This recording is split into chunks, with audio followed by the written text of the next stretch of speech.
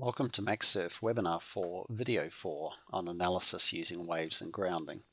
Normally when we carry out an analysis in Hydromax we use a flat waveform, flat water, but it is possible to carry out the analysis in a wave. We can specify different types of wave, either sinusoidal or trochoidal, and we can also specify the height, length and phase offset of that wave along the boat.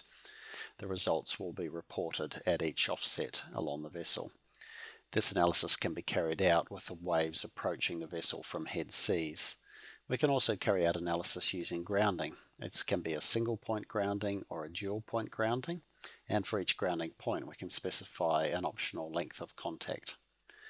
The location of the grounding point is specified as a depth below the waterline. If there is a grounding point in analysis, it will come to equilibrium and the reactions at each grounding point will be reported. Let's switch over to Hydromax now, and we can see the vessel that we've been working with so far, and from the analysis menu we can choose the waveform command.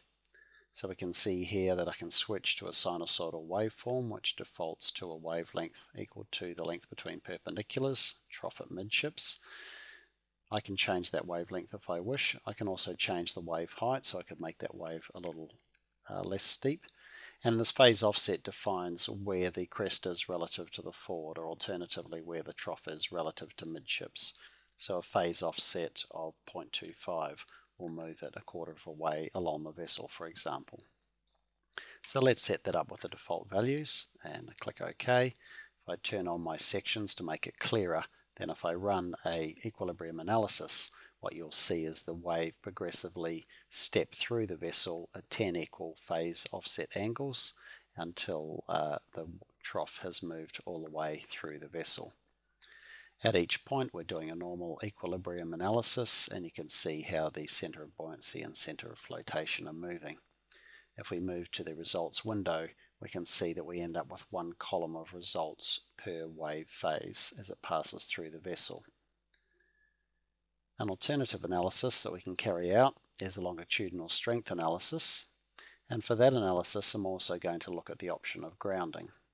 If we open up the grounding dialog, we can specify the location of a grounding point, so I can specify its center of contact, 45 meters along the vessel, the length of contact, which is 5 meters in this case, and the depth from the waterline down to the point of contact, and I've set that at 4 meters.